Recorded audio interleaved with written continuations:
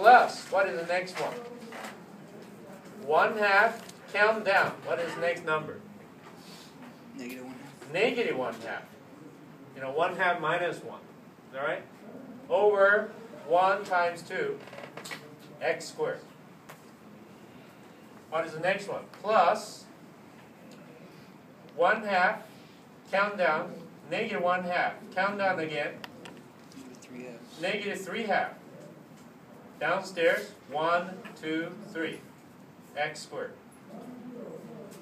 Right? Cubed. Oh, sorry. Thank you. Cube. X cubed. Thank you. One more term. Plus 1/2.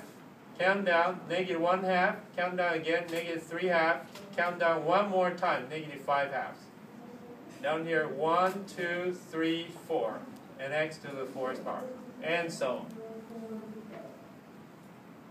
Alright? So, for this one, let's clean it up. This one in particular is 1 plus half x.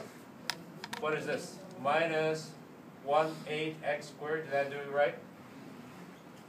And how about this one? The 3 cancel that 3. So, plus 1/16 x cubed. And what is this one?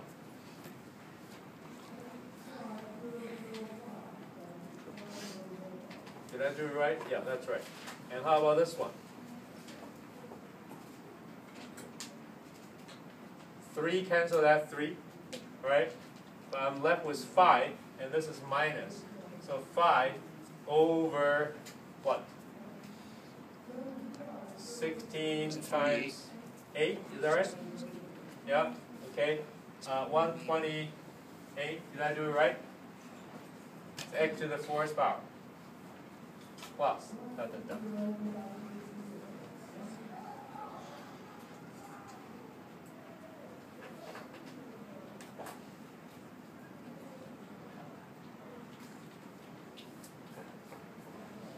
All right? So this is the first few terms. So this is called binomial series. Yeah? I don't really get the difference between the k on top. Why it's not just a... This one? This is k? Yeah. K minus 1? Yeah, but for the formula, why can't you just say, instead of putting, you see how you have k over n? Yeah. Is that weird factorial? Yes. Is that just k absolute or k? Yeah, this one is called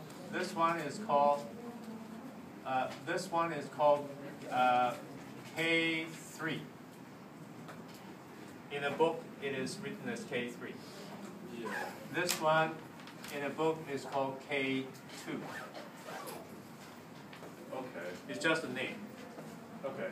And that's different. How is that different from a factorial? So that this is a factorial, but this one in general, see that these in general are not even integers. Oh. Yeah, usually when you say factorial, you You're are assuming that integers, but integer factorial. Oh, but this one downstairs, of course, is honest factorial, but so that n, it even could have negative number. Okay. so that n is a factorial. That n in the formula. And the formula here, yeah, this is a factor. Actually, if you're curious, this one, for example, that can be written as 6 factorial over 2 factorial, 4 factorial. You have this 2 factorial here, is that right?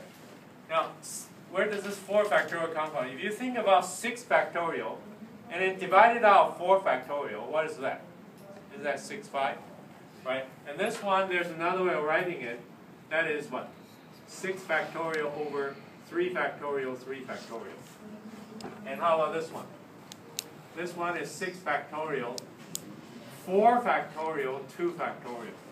And no wonder you see the symmetry. Right? No wonder you see the symmetry. So, in other words, this is not the most efficient way to generate 15. Right?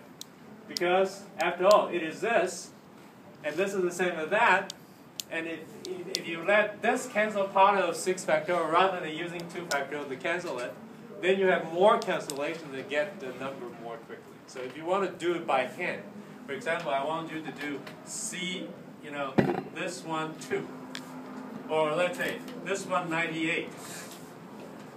Right? Then what are you going to do? You're going to do 100, 99, 98, 97, 96, da da da da. Right? Up to what? I think 3. Right? And then 1, 2, 3. Is this easier?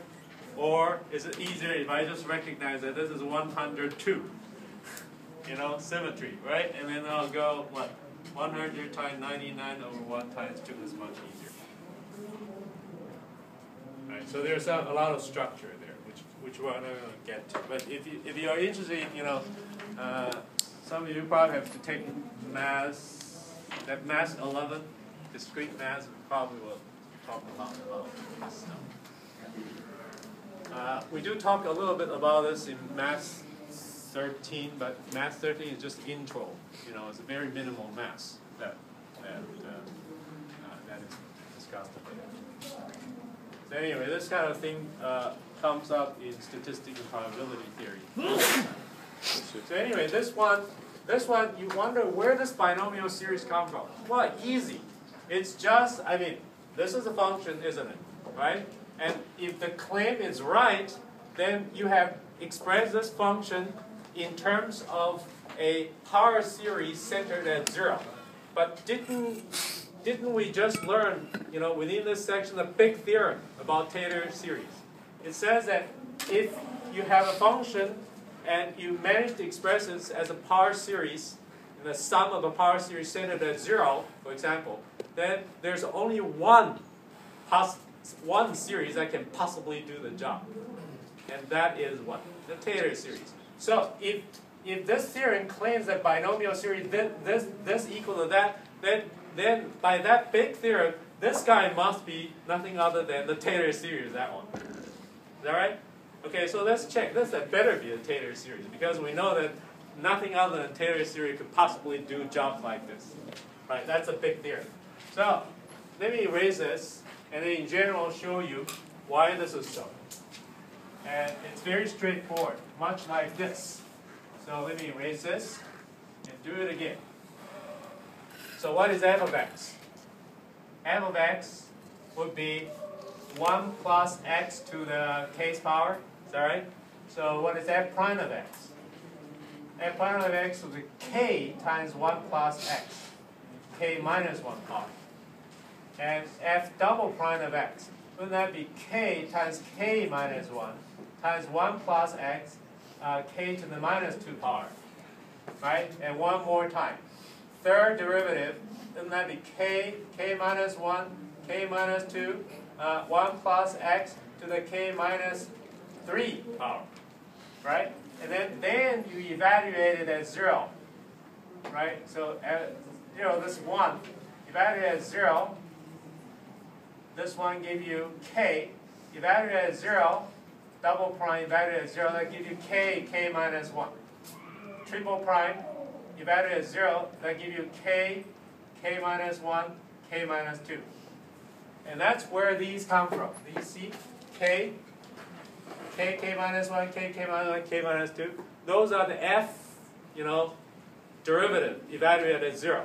And then, but that's just part of the coefficient, right? According to that theorem about Taylor series, the Taylor series, the coefficient has also a denominator, and that is n factorial, right? 2 factorial, 3 factorial. See that? So that's clearly is the Taylor series. Not surprising, I said that if this claim is true at all, that this really is a sum of that series, right?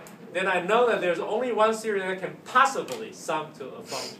And that series is the Taylor series. So if this series, according to the claim, really sum to that one, then it must be that this is series of Taylor series of that. Right? And indeed, I check, indeed, that's a Taylor series, centered at 0, the so-called Maclaurin series. Alright? Okay. And that introduces all the important functions. Let me say it again. exponential function is something that you have to remember 3 o'clock in the morning, and I'm serious. All right? And then sine function and cosine function, that's something that you can wait for 1 minute. 3:01 you should remember. All right? And then arctangent, you should remember that comes from what? 1 over 1 plus x squared. And then which in term, you should make a connection to 1 over 1 minus x, the geometric series. And then term by term integration, you can go back. Right? So within a minute or two of 3 a.m., you should be able to do that. Okay? And then logarithm is trivially related to 1 over 1 plus x. So that is in the same category. Right? And then the binomial series is something you use all the time. You use it all the time. All right? You use it all the time, and you simply remember that this is really something that you have to memorize, and this is a very clear pattern, right? And just remember it's this generalization of this. And I said that you use all the time. Frequently you're going to see something like 1 plus u is very small, right? And it raised to the third power, and this is approximately equal to 1 plus 3u. This is what you truncate it at, right? Okay, so you use this all the time in math.